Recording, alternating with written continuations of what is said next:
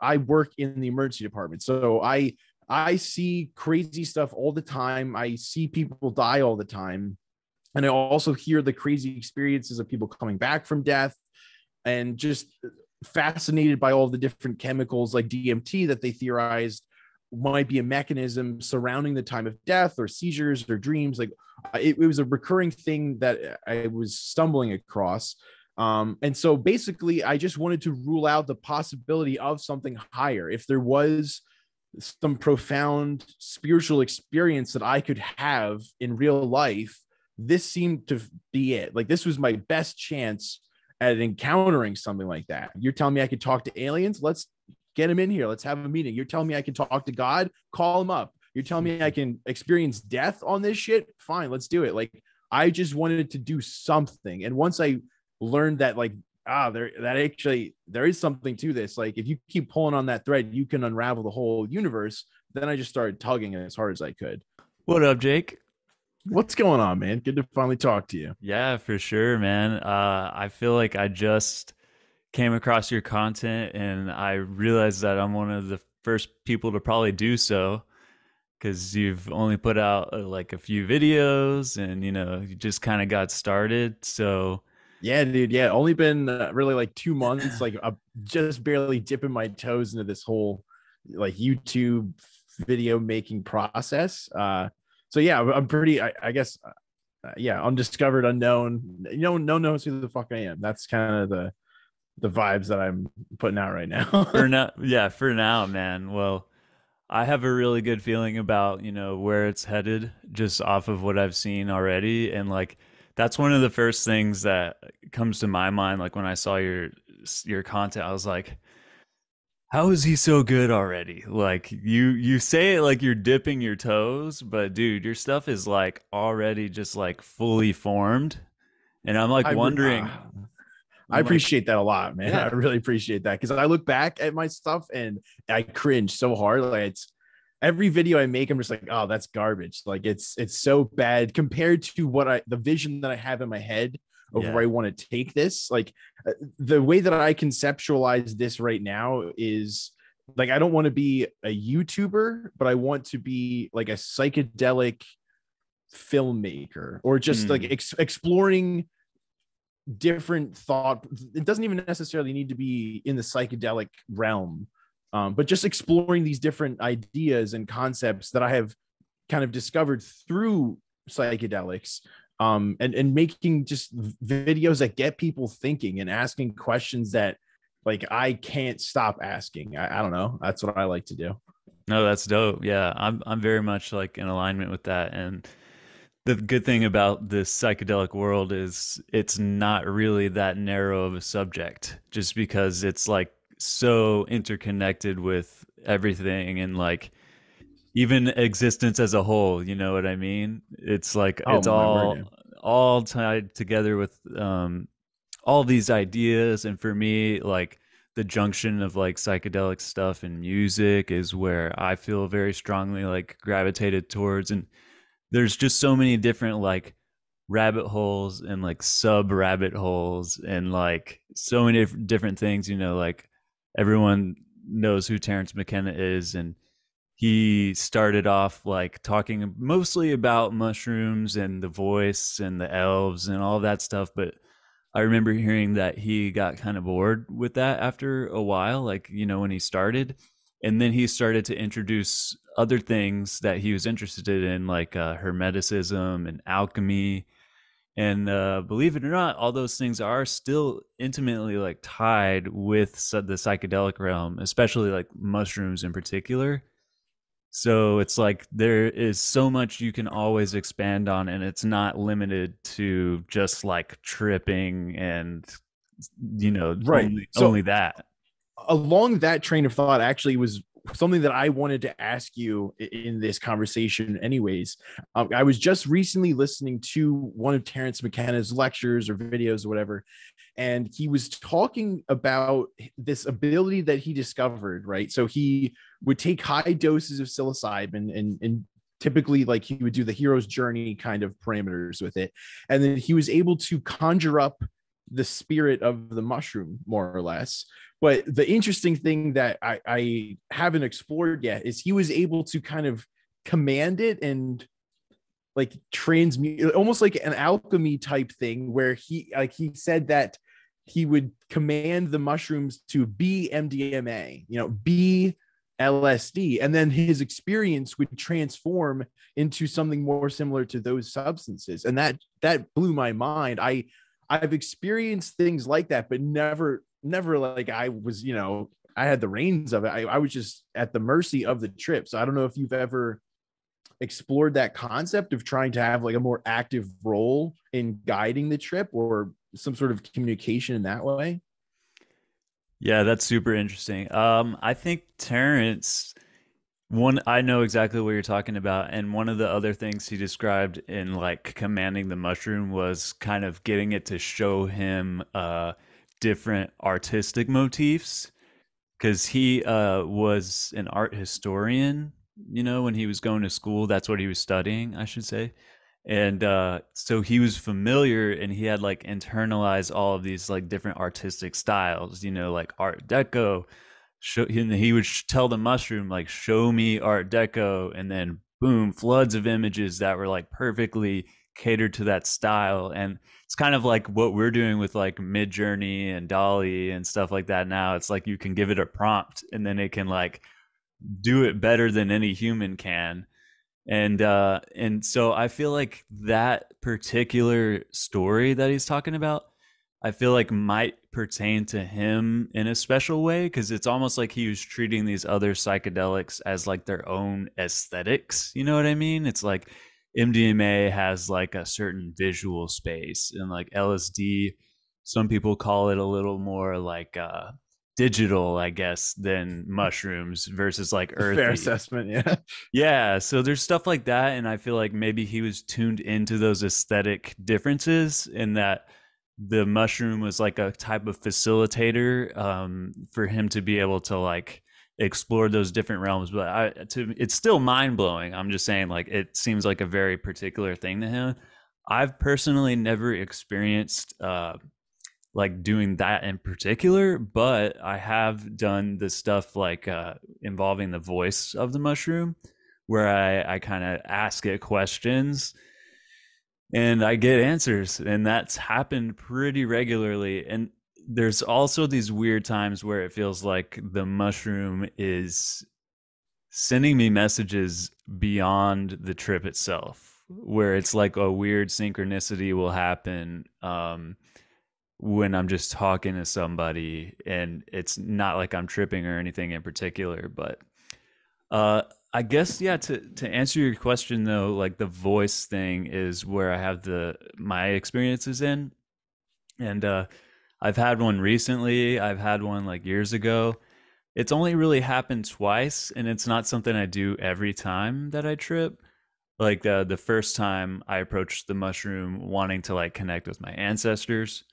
And so I asked, like, how do I do that? How do I connect with my ancestors? And then it was like I got a Google response like instantly. It told me their art. And just stuff to Wild. dig into. Wild. Yeah, stuff to So like ponder. what was the format for receiving that information? Because I've experienced that communication as well with this like spirit that's inhabiting the mushroom. Mine was a very visual thing. Like it was basically like as if it was projected on my ceiling. It looked like, you're familiar with the like very rainbow colorful like scans of your brain when you're lighting up on psilocybin or DMT. It was almost like that imagery of the mapping of my own brain on my ceiling, and I Whoa. would ask the spirit questions and it would respond through the visual, Wow. it was showing me it literally remapping my brain with answers. And like for 2 years now, so I was fortunate enough to have an audio recording of me talking out loud and receiving answers from this mushroom on this Wow. trip. And it's for 2 years now I've been working on trying to integrate all of the things that it conveyed to me in this trip. And this, I had kind of developed a weirdly special relationship with these mushrooms because I had grown them myself. Oh yeah. But anyways, not to go off on a tangent, I was just curious, like, what was the way in which it conveyed to you its message, like when you were, asking questions?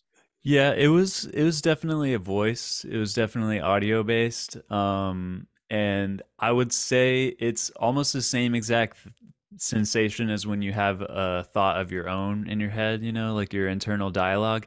But when you have internal dialogue, you have this sense of like coming to the thought, you know what I mean? Like you might kind of think of like you might make a connection and you like it's hard to describe in words, but you know what I mean. Like you making these kind of intuitive connections, and then a thought forms out of that and you're like, oh, and then it turns into words or a thought inside of your head.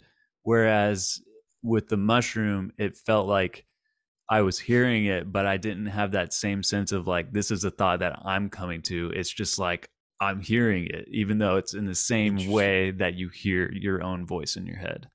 Very interesting. Mm-hmm. Yeah, I definitely obviously agree with that. Like the majority of the forms of communication that I've experienced with all psychedelics is kind of that, like, increased internal monologue where they kind of like, it's almost like they take it over. Like yeah, like it's like an alien possession of my brain for half of the dialogue, half of the conversation, and they're just like incepting ideas into my head. And I'm just like, oh yeah, that's a great idea. I'll take that with me and try and work on that later. Yeah. But then there have been other trips that were much more vivid than, I would say, just an internal dialogue. The visual imagery of my ceiling was one that was huge. But more recently, I had a mushroom trip that started to go really south, and I started having auditory hallucinations, and it was like alien robotic like voices that were talking to me, and I was not fond of that. I wanted that to stop as soon as possible, but they held on for hours. That was I did it overnight. I just wasn't prepared for it. So I don't know. Have you ever had any encounters like that? No, I haven't, man. No, that does sound terrifying. Wow. Yeah, it was rough. It was rough. It was rough. It was such a fun trip. It was me and my girlfriend. We took taken them late at night. And we were having a great time. She had taken a lower dose, so she ended up kind of getting tired a few hours in and went to sleep. And I figured that I would just kind of wear off a little bit later than hers, but that wasn't the case. I ended up being awake till like 9:30, 10 in the morning, just like haunted by aliens. Oh my You know how it gosh, dude. goes. Yeah. Yeah. Yeah. Wow. No, I haven't. I've never had an experience like that. But geez, man. So is this something you've always noticed with your mushroom trips, or is it kind of occasionally? With the auditory part of it, Yeah, like voice and audio. that Yeah. was the first. So this is my first experience with the penis envy strain. I've had albino penis envy in the past, but for whatever reason, this particular strain of penis envy that I currently have been experimenting with is very strong. Mm-hmm. And it's kicking my butt a little bit, to be quite honest. Like it's just throwing me into things that I didn't know were possible, or at the very least, they weren't kind of like the standard mushroom trip, like these weird auditory hallucinations, like crazy vivid visual hallucinations, like the DMT like things at low doses. Mm-hmm. Mm-hmm. So this is all uncharted waters for me. I'm not used to this. I don't know. I'm trying to figure out how to safely navigate these. Yeah, yeah. That's a key word, man. Safely. I have some penis envy mushrooms too, and it's extremely alien, dude. I mean, I've noticed that with golden teachers as well, but it's not all the time, like during my first like heroic dose mushroom trip, it was about 4.5 grams of golden teacher, and it had a very like alien aesthetic to it, where it was just very like, you think of like silvery reflective metals and like space, obviously, but then there was also this very like mucusy and this weird like gooey vibe to it that it's really hard to explain. Um, and but then I took the penis envy mushrooms recently, and the visuals are so like madly alien, and like I was just closing my eyes listening to music, and I just saw these like, you know, patterns, right? But let's say you're on LSD or even just like super high and you're getting visuals from weed or something. They'll look like geometry, like dancing geometry, sometimes more intricate. But with this mushroom, it looked like an alien version of that. It looked like it was just so odd and like strangely formed and like very like lots of like curved lines as opposed to like straight geometric lines.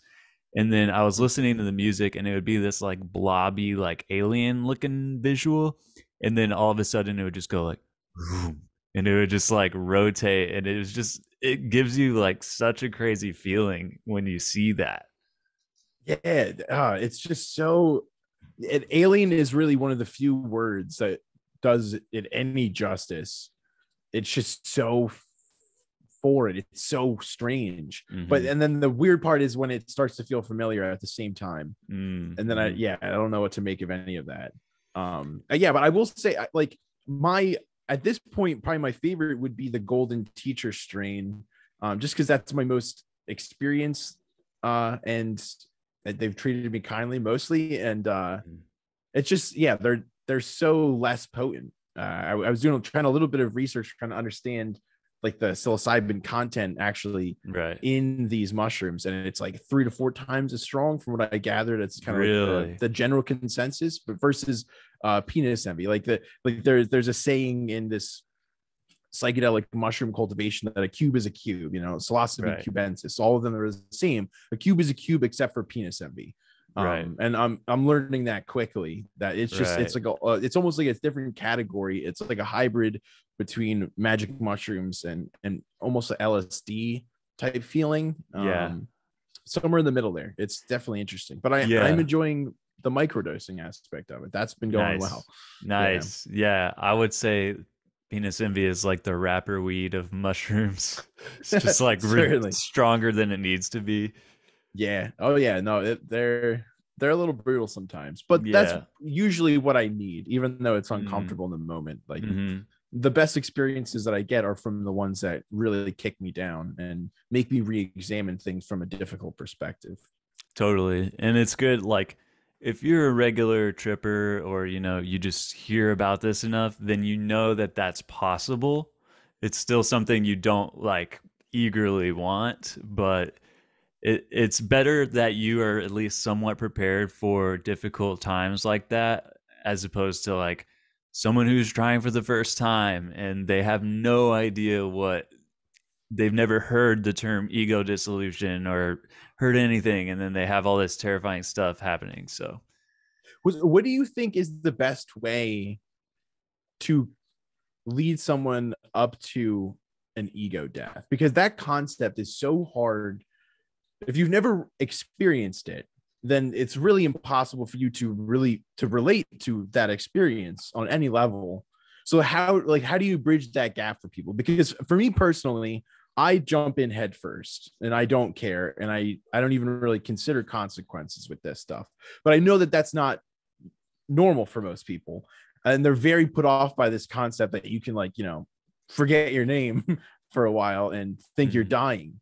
And that sounds unpleasant, but it's been so positive. I'm trying to develop methods to help people appreciate the value of that and get them in that headspace prior to going in, so that it's not so terrifying.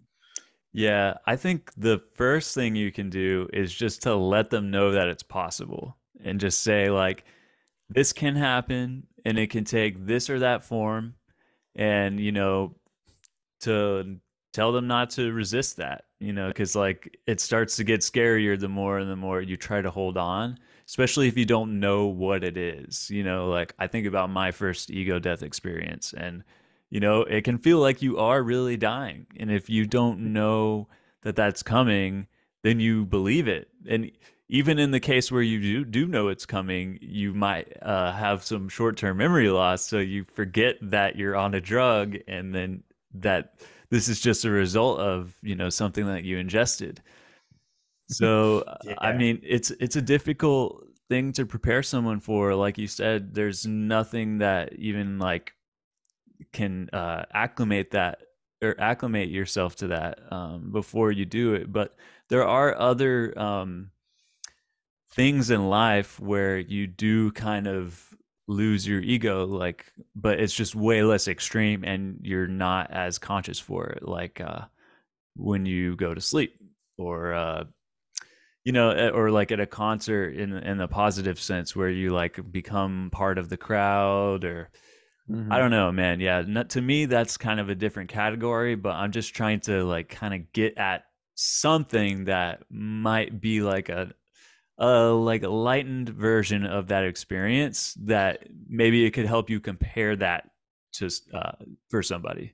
Honestly, that's a really good point. Even like to continue that thought further, even like the creative flow state that you get in, where you're just in a certain headspace with whatever the medium is that you choose to create through. Like when you're just doing that without thinking, or even when you're like on an autopilot driving to and from work, something like that, um, is barely touching the cusp of losing your ego, but that's kind of where you can take yourself out of it and still experience things without being constantly aware that, hey, it's me, you know, I'm driving the car, my hair looks this way. Like you can forget all of that and still be a human. Right. Yeah, exactly. That's a great way to put it, man. Yeah. So, but I think when it boils down to it, you maybe there isn't anything you can do to like truly make someone ready for that. But No, yeah. definitely. Now I will say, to give them after experiencing one, right, it's probably many people might not be eager to experience another one, but in Mm, my personal experience, they get easier. Not that they get easier, that it becomes fun or it's not uncomfortable or anything like that, but the process of going through it and coming out of it is softer almost. Like I remember after it was like my third or fourth pretty like harsh ego death. Once I remembered my name, after that I started like like hysterically laughing, because I was like, oh yeah, like this is what I do. Like I take these plants and I fucking forget all my memories. And mm, eventually they come back. And I was just cracking up because I was like, yeah, like this is just the process. Like I don't know mm. why I enjoy doing this. I find value in it. And I was just laughing so hard at that cycle that I found myself in again. It softened the blow for me. It doesn't make it any less uncomfortable or difficult, but yeah, I don't know. Maybe it's easier to integrate it. I don't know if you find a similar experience. I know you've been tripping for a longer period of time, so I'm curious to see if that holds true long term. Yeah, I think so. I think so, man. Yeah, it feels like you're just a little more familiar with the territory, and so that process itself does become more familiar. And I absolutely do find that to be the case. Where yeah, like even if it doesn't get easier per se, you there's that like bit of familiarity that does actually kind of yeah, you're like in a little bit more of a groove, I guess. I know what you're talking about, though. Yeah, your ego like floods back to you a little bit quicker. Maybe that's what Mm, it is. Like, yeah, I think that your brain kind of gets used to being thrown for this loop. At least that's what it feels like to me. hmm I like it's weird being familiar with a blank headspace, but like you can kind of, even though you have no memories or thoughts or an ego defining who you are, there's something in there deep underneath, like at the baseline, that you're like, oh, I've done this before. And it kind of, you Yeah, can barely cling to that for the few moments until you get through the other side and start gathering yourself back up, I guess. yeah, yeah. Maybe that has something to do with like just the impact of change that that first experience has, because like you might come back from your first like ego dissolution and be like, that changes everything. Like I see the entire world differently. That's the first time I've ever seen past myself and that I was part of something else, or that I wasn't actually this, ego. And that once you experience that once, like you still can go through that, but you've already had that kind of like initial shattering of those like preconceptions, I guess. So maybe that's what makes it easier to come back. Yeah, no, I totally agree with that. That's really how it's starting to feel for me. Mm. It's only been a couple of years, but in this few short years, I've managed to do quite a bit of emotional and mental damage with all the Yeah. crazy substances that I've been trying. Yeah. But yeah, it's getting a little bit easier, a little bit more familiar. What do you say you are gravitating towards at this point? Like, is there a particular psychedelic plant that you enjoy more, or was there one that has just traditionally been more your favorite? Um, LSD is always my favorite, but it's a little harder to get, so I don't have it as frequently. Also, it's like a big ask to like take 12 or 14 hours out of a whole day and then have 1 or 2 days ideally, to recover after that. So I've found, as I've taken on more commitments in life and stuff, that LSD doesn't fit as well with that. But as far as just like what I vibe with, LSD has always felt like it was made for me. And there's something about it that just sparks this creative energy inside of me. And I'm a musician, and every time I have an LSD trip, I'm always feeling so inspired and like creative after the LSD. Whereas with mushrooms, it feels like it just like flushes through me. So yeah, I feel like there's something about LSD too, that the fact that the trip lasts so long, that it almost forces integration. And I feel like because you're in the trip for so long, you acclimate better to the psychedelic headspace. Like you learn to live in it for a day, essentially, right? Yeah, you don't have a And choice. Yeah, you have yeah, to. and so I feel like that is partially the reason why it carries over into life so well, because yeah, like if it comes and goes with the mushroom, it can be great, it can be profound, and you can like get a lesson out of it. But there's something else to be said about LSD, where it's like the aesthetic and the headspace and just the energy of the molecule. I feel like it lingers. And I even visualized this one time during a trip. I don't really know how to describe this, but it was kind of like I was laying down, still tripping, an hour like 11.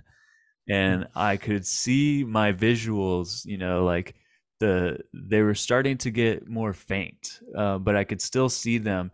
And it almost felt like if you were looking at a ship disappear over the horizon, but it's like a hyperspatial spaceship. And that represented the LSD like in my own system. And it felt like it was it was like getting smaller and smaller, but that there was still this like presence to it. Does that make sense? Like even though it was Yeah. shrinking and going away, but that it was so powerful that even though it's tiny now, it still has this lingering like power, and it's like part of me still. Yeah, it's so interesting that is such a recurring message in these like psychedelic trips, that like that's what, at least for me, that is the recurring theme. Is like, I know that they're telling me, hey, I know that this is like the craziest, most intense shit you've ever experienced, and you probably wish that you could stay here all the time and experience this. You can't handle it, like you're way out of your depth here, but like you will experience this again. And also, we're going to be with you in the background, like tweaking some shit in your brain, and Yeah. and helping you through life until you get back to this higher dimension, this spiritual plane where you can communicate with us again. They're always like reassuring me that they're somehow with me always, even if I can't perceive it. They're like tweaking stuff in my monkey brain in the background. Yeah. So I don't know. I can't really opt out of it, but they seem to be doing Yeah. a good job. Yeah, there is no opting out, bro. No. So Speaking of yeah, not being able to opt out, not to cut you off, what's up? have you had any experiences with HPPD? Because Yes. I have. That's so bad. Really? It's yeah. Just like it's never gone away. Oh, interesting, And man. I think it was after a specific DMT trip. Mm. And it's never fully recovered, and I can be completely sober and have these experiences, and I'm not like, it's not a downside to me anymore, but I'm just curious, that is that like a universal thing that people should be aware of? That is that what you found? I think it can happen, especially if you're a heavy user. Seems to be the common theme that I see is that people, and if you're listening to this and you don't know, HPPD is basically where effects from the psychedelics like linger after your trip. So in most cases, it's like still seeing visual distortions, and in my case, I did experience that too for quite a while, man. I experienced seeing tracers, and it would really come out like whenever I would like smoke weed and stuff, and I would see like a double. Like if I was looking at my hand, I would see like a second little like image of it overlaid. And then the higher you get, or like the more sleep deprived you get, the more these things come out, and you can see tracers and things like that that would normally be reserved for trips. So that happened to me. And then I would like smoke, and I used to like get high and like play a show with my band. And when I would be done, my pupils would be huge, and I would like feel like I'm tripping, and like, That makes no sense. yeah. So it's this weird alteration in your brain chemistry. And that, honestly, man, it lasted for about 2 solid years.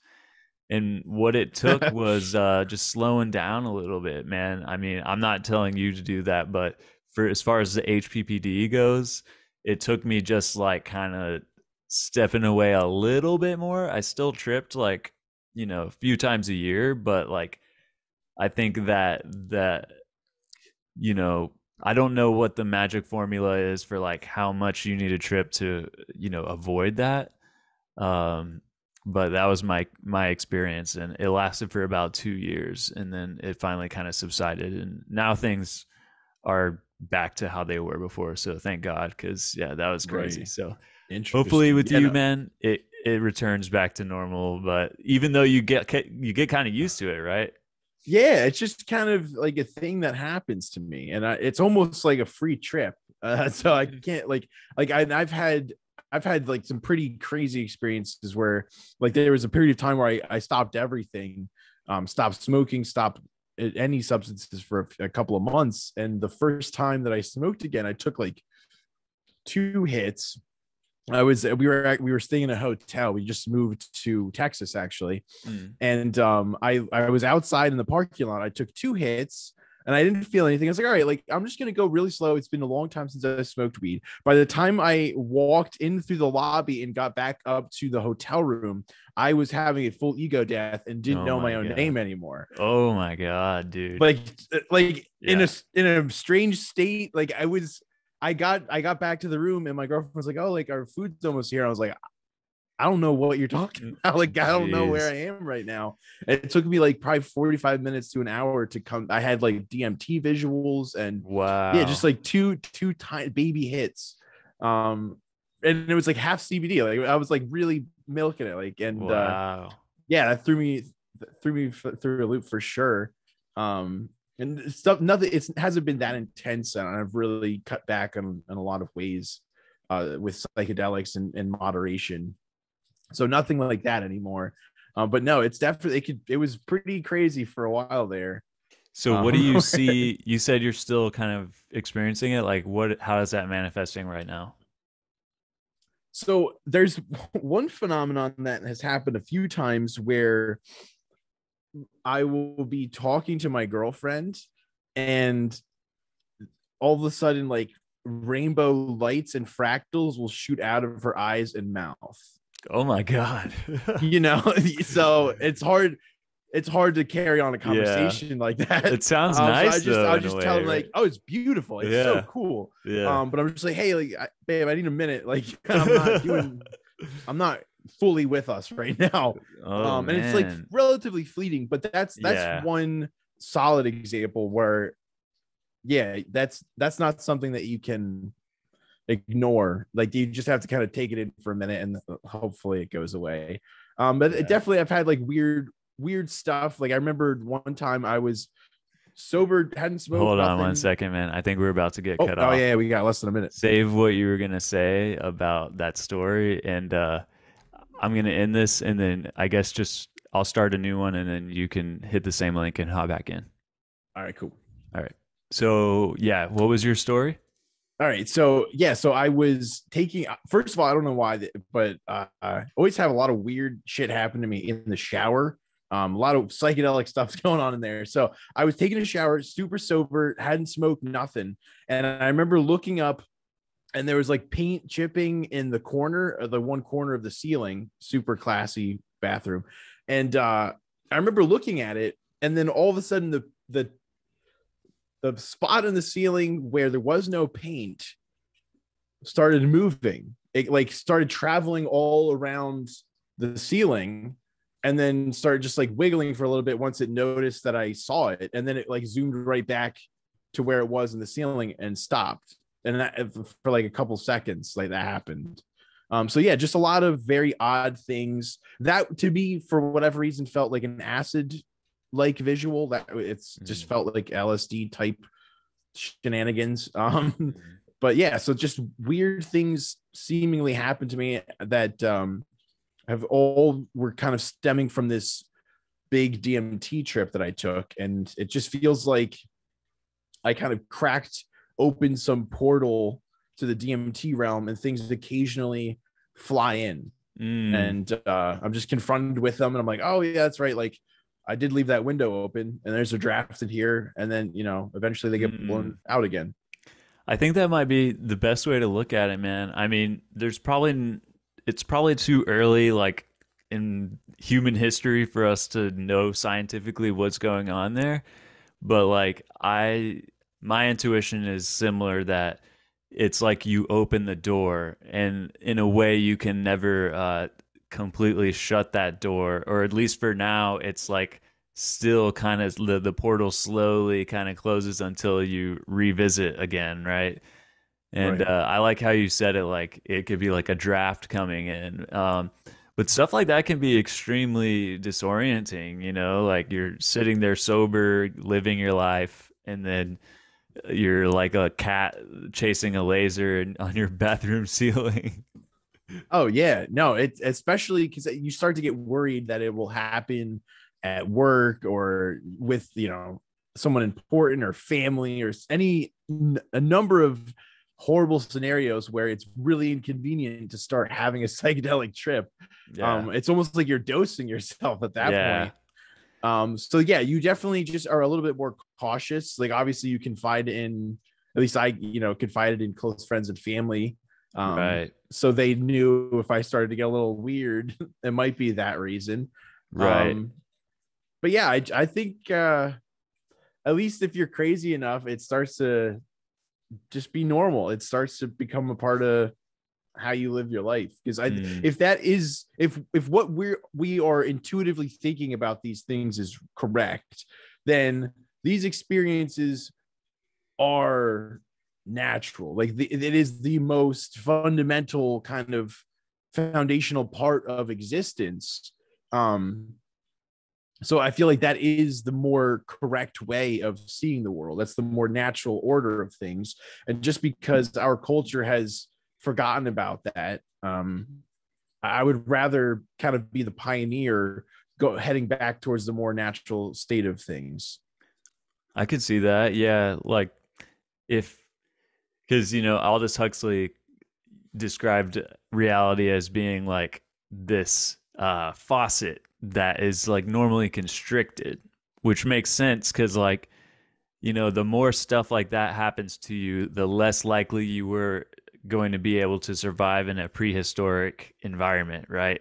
If you see some like elves hanging out in the tree, you might not notice that lion behind you. That Right. type of thing. But we're in a world now where we can like kind of more safely explore that. And who knows, like what you said, like what if our reality really is a like multi-dimensional ecosystem that is like maybe even being manipulated in some way, or because we don't know. I was having a conversation with a friend who also has a psychedelic YouTube channel, and she was talking about her idea of like what these DMT entities are, and she describes them as like being able to manipulate consciousness. Like if you were like a craftsman, and but your craft was manipulating consciousness, and That's such a great description. yeah, and that these entities could be either us from the future, or they're a type of alien that has graduated and from physical existence in a sense, and then they've like uploaded themselves into a pocket dimension, which somehow we're able to access through the use of DMT, and they're teaching us how to do these consciousness manipulations, and just talking about theories like that. And so it's like, if that's really part of the universe that we live in, that's a really interesting existence, you know, like that is not boring whatsoever. Like that's pretty wacky actually. No, it's infinitely intriguing. Like that, the fact that it's censored or like discouraged as mainstream, it's just baffling to me. Like that, there is no reason to be bored. There's no reason to have some mundane life where you don't consider higher things or a spiritual way of looking at things. Like there's no reason for that, because it's so easy to experience these crazy mind states where you can have real proof of like a pocket dimension. I think that is a good potential explanation for certain experiences in the DMT realm. Mm.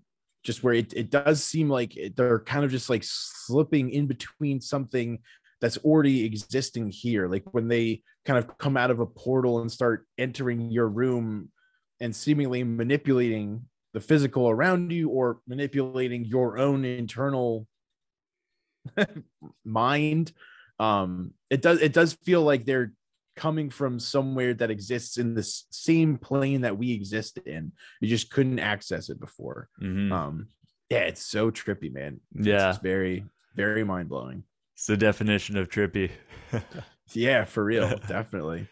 So I want to know, man, is there any, I'm wondering if this was one of the videos you made. Was there like a first big trip that was kind of like, because I'm curious about what makes people a casual explorer or user of psychedelics versus someone like you or me who is like about it, you know, like, and it usually is some catalyst of like an experience or multiple, but usually it starts somewhere.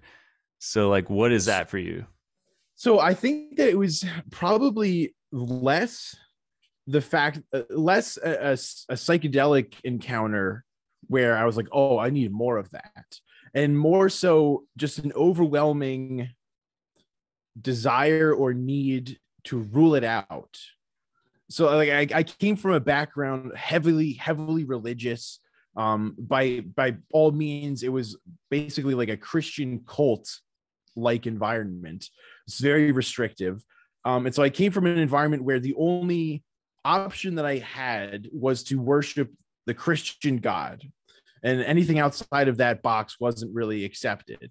So once I rejected that ideology, then I kind of rejected everything blanketly and started from scratch. And I more or less considered myself atheistic in a lot of ways, but I was never shut off to anything. I recognized that anything's possible. And especially like I work in the emergency department. So I see crazy stuff all the time. I see people die all the time. And I also hear the crazy experiences of people coming back from death, and just fascinated by all the different chemicals like DMT that they theorized might be a mechanism surrounding the time of death or seizures or dreams. Like it was a recurring thing that I was stumbling across.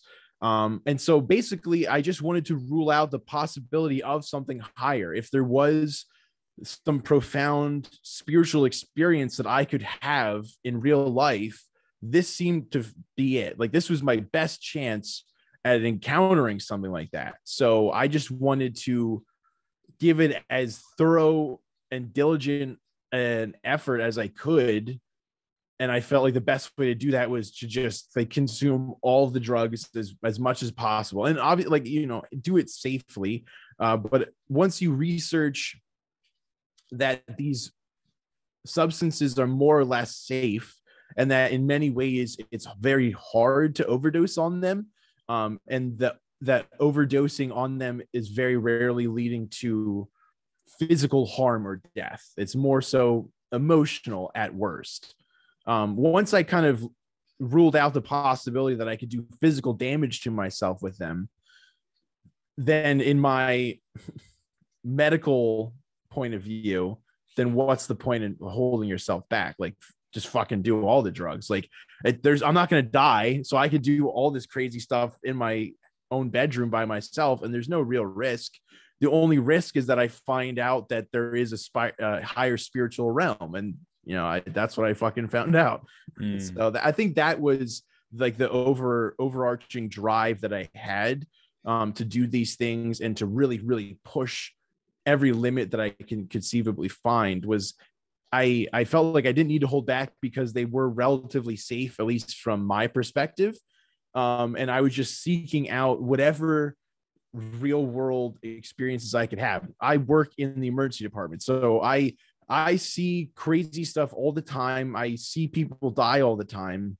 And I also hear the crazy experiences of people coming back from death, and just fascinated by all the different chemicals like DMT that they theorized might be a mechanism surrounding the time of death or seizures or dreams. Like it was a recurring thing that I was stumbling across. And so basically, I just wanted to rule out the possibility of something higher. If there was some profound spiritual experience that I could have in real life, this seemed to be it. Like this was my best chance at encountering something like that. You're telling me I could talk to aliens? Let's get them in here. Let's have a meeting. You're telling me I can talk to God? Call him up. You're telling me I can experience death on this shit? Fine, let's do it. Like I just wanted to do something. And once I learned that, like, there is something to this. Like if you keep pulling on that thread, you can unravel the whole universe. Then I just started tugging as hard as I could. And I'm here now. Amazing, man. Amazing. I love that. It's very unique entrance to all of this. And it came from a place of curiosity. And I feel like I was talking to a friend recently, and I asked him the same question, like, what is the difference between someone who is a like genuine explorer who's like kind of committing their life to this versus someone who trips at a festival every once in a while or something? Nothing wrong with that, but like, what is the difference? And we came to the conclusion that it boils down to that curiosity, like in wanting to test something. And a lot of people come from either, like, you can come from it from a religious starting point or an atheistic starting point and get to the same place, as long as you're the one who's curious and testing it. And that's just so cool to me. And the other thing I want to ask then is, like, how did that lead you to want to make videos about it? That's a great question. So I've always loved like creating things. I loved all forms of art. I love music. I love playing music. I love drawing. Like you name it, I'm interested in trying everything, like to a fault where I can't devote enough time to anything to actually be good.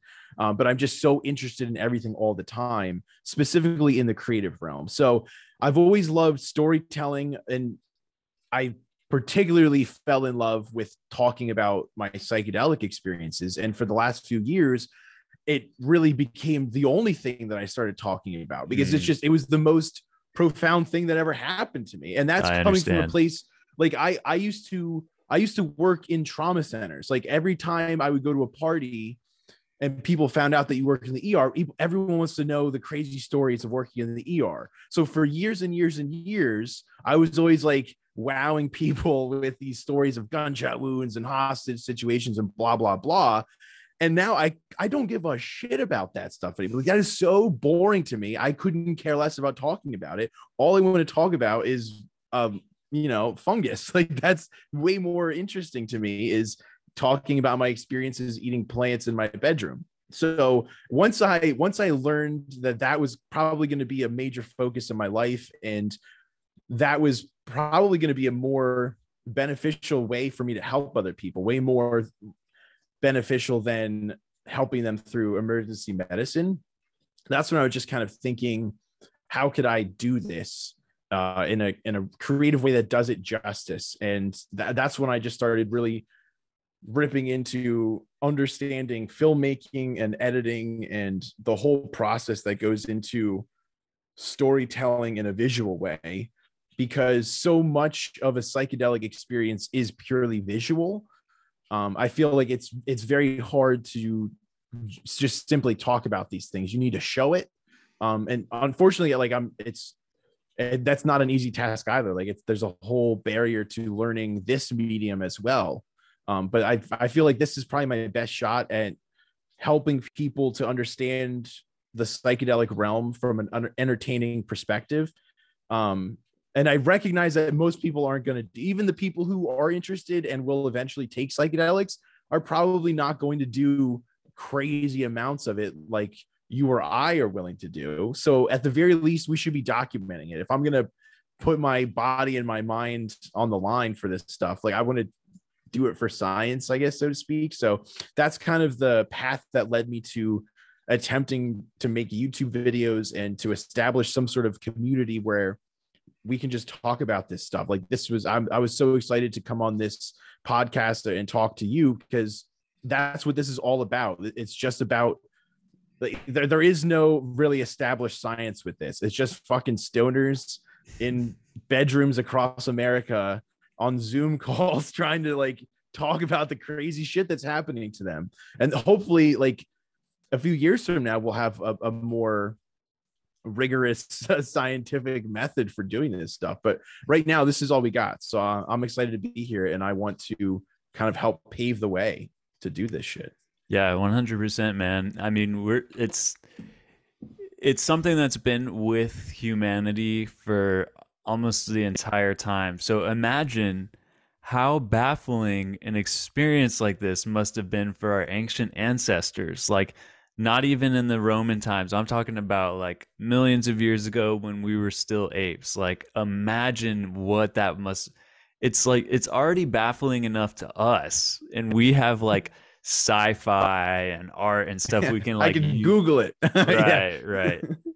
And but just yeah, like it's amazing, but it's also it's been with us this whole time. It's always been baffling, but I feel like we're in a new position because we're like a scientific culture that we can experiment and test experiments. And I feel like this is where we're going to actually make progress. And that's actually the best way to build on your progress. Because I was just reading a book. I just started a new one. I got it right here. It's about Bruno Giordano Bruno and the Hermetic tradition. So he was the guy that like got burned at the stake for suggesting that all the stars were other suns and that there were other worlds, which is like the truth. And the thing that they said in the book was how the Greek tradition of knowledge kind of came to a standstill because they didn't yet employ the like testing of their hypothesis. So it'd be just like someone would have an idea and then the pupils would like repeat the idea, but then you can't really build on that unless you're able to like experimentally test. So I feel like because we have that tool now, and we also have all these tools like media, we can record and like share share that with other people and kind of help to build a map of what's going on collectively. Because as far as like American culture in particular, we're really just like the second kind of or third generation of explorers of these territories. And it's something that's so vast, and it seems like each individual has like the equivalent of like 10,000 worlds worth of stuff in there, and we're all trying to map it out and like find out where are the overlaps, what is like uniquely tailored to an individual. Because like I'm interested in some of those overlapping themes, and like where does some of that come from. Like the idea of the collective unconscious really intrigues me, because it's like, why would I experience this system of energy in my body that the Hindus talked about 1300 years ago? Like, what's going on with that? Or like, why is it that when you take mushrooms, you'll see Mayan architecture motifs or like Egyptian hieroglyphs? Like, why is that stuff? Or like ayahuasca, it's like common to see snakes and jaguars. Like, why is there this particular overlap with some of it? But I think there's also a lot of stuff that's like you're the only one who will ever see that. And but you can tell that story like through a medium like this, and it might inspire somebody to go and try it on themselves, and they have their own unique experience. So I think they're, yeah, we're, in conclusion, we're like the second or third generation of map makers, and we're also like the early primitive scientists, if you will, kind of like how alchemy was like the primitive version of chemistry. That's one of the things that came in my mushroom trip, my heroic dose, is that I saw a vision of an alchemist, and he was trying to create the philosopher's stone. And I got the intuitive sense that what the alchemist was doing in the 1600s was like a primitive attempt at the thing that we should still be striving for. And that's kind of like to refine the human soul and to create art out of it. And so I think art can take so many forms, and in creating these works like what we're doing on our channels and stuff, and through music and other medium, we are refining ourselves, refining our own souls. We're doing alchemy on ourselves, and that is kind of like the greater, one of the greater purposes of what all of this is about. Yeah, no, I totally agree with that. So where do you envision this? Because obviously, like I feel like we both agree our culture has been so tragically deprived of these things that are our birthright. Like this was a part of all of human existence, integrating these psychedelic experiences into culture, and then for many reasons they were stripped of us, and we were deprived of that right, and we have no shamanic lineage carrying this information down through the American culture to help guide us and impart this wisdom on us.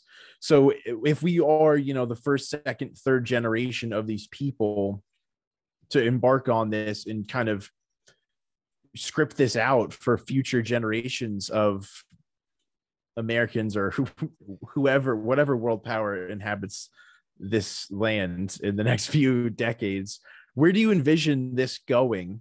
Are you hopeful for legalization, decriminalization, mainstream use of this, or do you think that this will always be kept in the shadows to some extent for our lifetime here?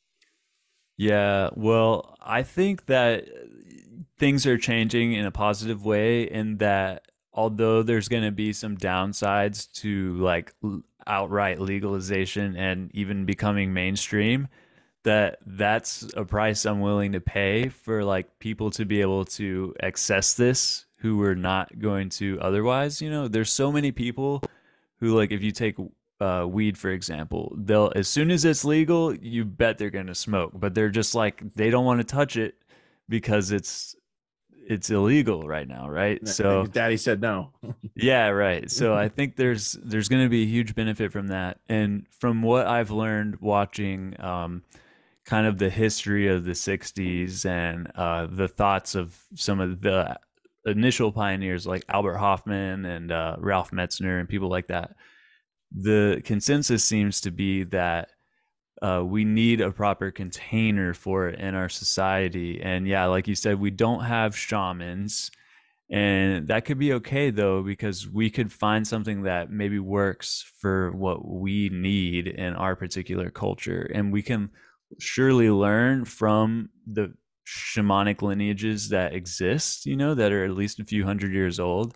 But we shouldn't try to take what they're doing and put it in our own culture, because we have a different like set of needs and conditions and stuff. So the consensus I was going to say seems to be that we need some kind of like Zen centers that are like places you can go to trip, which I think those are starting to pop up like in the Netherlands and stuff like that. So somewhere like your room, that's just like a total vibe, totally safe, somewhere where you can freely explore these things, but also have the support of someone who's experienced that can help you bring you out. You know, like a shaman in South America, they have like special songs that are meant to like retrieve someone if they're like too deep in it.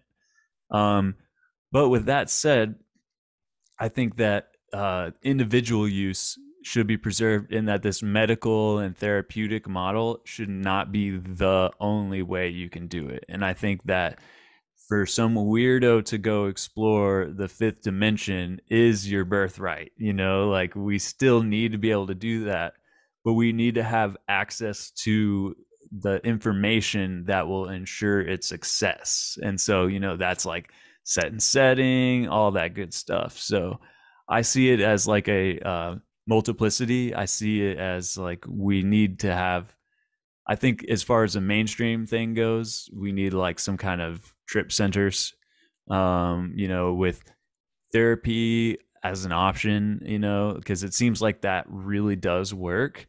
And for anyone who needs that, that would be an amazing thing, especially because just how rough our collective mental health is in these times. So that's super needed. But yeah, I think like Michael Pollan, or no, yeah, Michael Pollan said it makes well people better. Like even the people that don't have all this trauma to deal with, like they can benefit from these explorations, and especially as artists, you know, like I think that there's so much inspiration to be had from these experiences. And so that's kind of where I see it going. And I think we're seeing the very beginning of that. I would, I think, yeah, we're gonna start seeing. We need elders too. You know, like we have some like leftover hippies and scientists and stuff, but we're gonna need people who, like the shamans of South America, have been like facilitators for others' psychedelic experience. We need people who have been doing that for like years and years, and we need a lot of them. So Yeah, I think if we have all those things in place, then we'll have like a better future. I couldn't agree more. That such a perfect articulation of like something that I've thought and felt but haven't talked too much about out loud, Mm. is that concept of not, you don't want to like appropriate the shamanistic like programs from somewhere else, because that's not our culture. Like that doesn't, it's not perfectly applicable to my life here in the United States. And as much as it intrigues me and I can't wait to have my own ayahuasca experience in the jungle somewhere and benefit from all of the wisdom that they have deeply embedded in their culture, that they can help guide me in this spirit world, I'm so excited for that. But that's not like authentically who I am.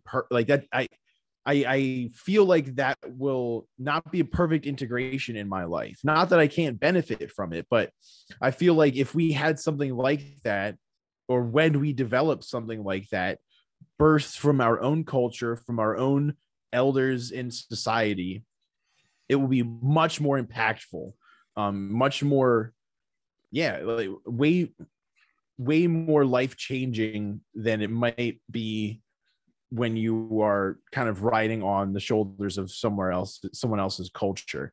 And that's what I hope to eventually be able to participate in some way, is facilitating things like that. That's what intrigues me about all of this. I hope that we get to a place like that.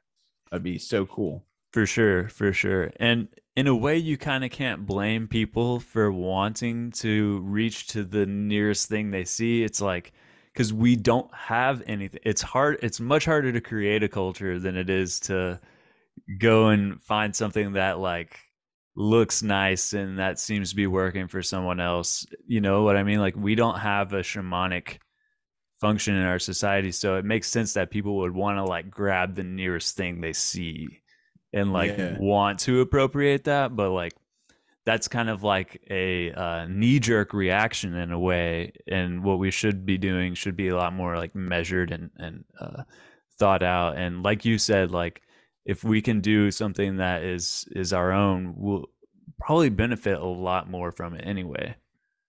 Yeah. And I just think also too, it's so exciting, this prospect of developing our own methods for exploring these things. Like there would be nothing more fun than, like, okay, I'll take a bunch of ayahuasca, and then when I get too far gone, you start playing music, and then once you play the right music that brings me back, boom, there's your song. Like that. Yeah. That is the culture that I'm interested in developing, is trying to learn our own methods and systems of helping people and guide them, but not having to utilize a different like just figuring it out on our own, just like they did thousands of years ago when they didn't have any other guidance. They were just raw dogging plants in the middle of the jungle, like about ready to die at any moment because everything is out there to kill them. Yeah. And they're also tripping simultaneously, just figuring shit out. Like that's what I love. That's what I want to be a part of. I love that, man. Yeah. Hey, let's do that very specific thing you propose. Let's actually do it, man. I'm down. Oh, I'm down. I'm excited. I think once my channel is more developed and we kind of are building a bigger community, I can't wait to host regular events like that within this psychedelic YouTube community, you know, having some sort of festival. And we can do stuff like that where we can systematically explore some corner of a substance that we have questions about, and or develop some type of song that we can just pop on and stop freaking the fuck out for a minute. Yeah. Like that sounds so fun. I love that, man. Yeah, because I'm actually very interested in that particular area of like, because you know, ayahuasca, they have those songs, the Icaros, which are like the ones I described, where they sing them. They have certain like functions, and they even reportedly like can modulate your visuals, and they know like what it's going to be doing to what you see, which to me, that's like a superpower. And so like I want to do that so bad. Yeah, exactly. And so I'm like, I want to like explore that and learn from it, but then do my own version of that. And like, you know, instead of just like, now I'm singing Icaros in Spanish or whatever, you know. And then the other specific area I want to explore, and I didn't really get to talk about today, was my other favorite substance besides LSD is 4-HOMET. Have you ever had that?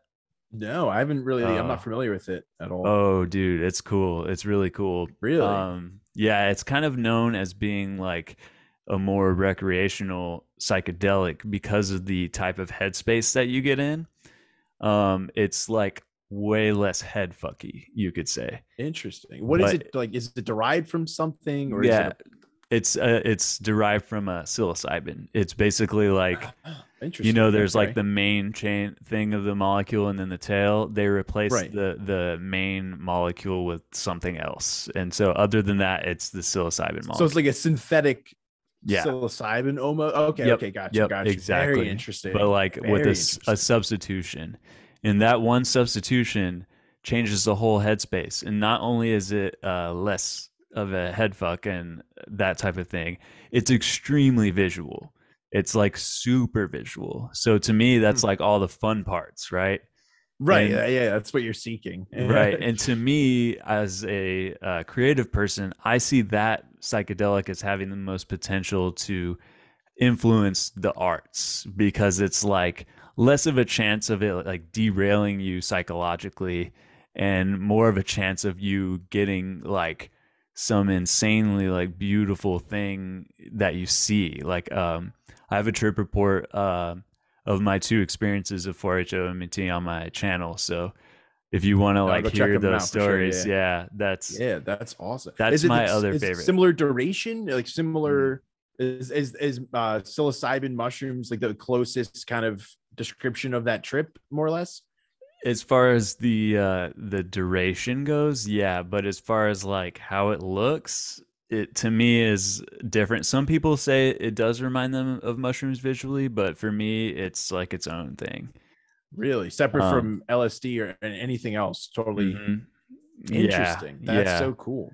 Very yeah. fascinating. Some people might have other experiences of that, and yeah. So I don't know if that's going to be a universal, but that's my other favorite psychedelic. And I've had it twice, and I'm just really dying to like explore that more. And I think that maybe this idea of like using music to alter someone's visuals and stuff, like I'm really curious in using that particular psychedelic to kind of explore that more, like how you can kind of play with the synesthesia of sound and vision. So That's brilliant. That's brilliant. Yeah, no, I know exactly what you're talking. I completely understand. That's yeah, that's those are the types of things that need to be done. Like mhm. and I know for a while one of the hangups that people have is synthetic versus natural. But I think wasn't it Maria Sabina who took synthetic psilocybin and said that there was the same spirit in that plant? Yep. Like it was the same exact thing. To her, you could be it was interchangeable in terms of using it in a spiritual way. So Yep. that's she seems like a pretty good authority on the matter. So that I'm Exactly. pretty confident in utilizing that stuff. But yeah, no, that's I'm very interested in exploration of prolonged DMT Mm. states that I would like to play around with soon. Have you read True Hallucinations before? Not yet, no. Oh, No, dude, that that's my I have favorite book. my reading list keeps growing longer and longer. I um understand. it's so hard. There's so many good books and so many people, but and all of them are like so necessary to read because like those are the building blocks that we're trying to stand on top of Yeah. and keep tacking away. Yeah, I understand, man. Well, in a nutshell, the McKenna brothers, Terence and Dennis McKenna, went to South America originally to search for something called ukuhe, because they were so blown away by their DMT experiences that they wanted to basically open the portal for longer and like explore a prolonged DMT experience. So that same exact impulse that you have right now is what led them to South America, and that's where they accidentally discovered mushrooms, and then that became the focus of their whole time there, and that's what that book is all about. So Interesting. it's That's also amazing. like how we got Terence McKenna as we know him. So awesome book. God, Well, I would do anything to talk to that man. I know for real, but yeah, we're kind of coming down to the last couple minutes of our session. So yeah, I just want to say, man, it's a real pleasure to like be able to talk to you and to meet you. I'm really like impressed by your videos and your content making skills. And I'm gonna ask you a bunch of nerdy questions about that because I'm sure I have stuff to learn from you. And yeah, we'll definitely talk more, bro. Yeah, dude. Seriously, yeah, reach out anytime. This was fascinating. I will talk about this stuff till I'm dead. Thanks for having me on. Yeah, this was fantastic. This is what it's all about. This is the whole reason, even if no one's watching my videos, just to be able to meet you and have these types of conversations is what makes 100 hours editing a video worth it. So Yeah. yeah, I love doing this shit and I love meeting people like you. So thanks for having me on, man. For sure. Well, like it might not seem like you're getting immediate results, but like I see you and I appreciate you.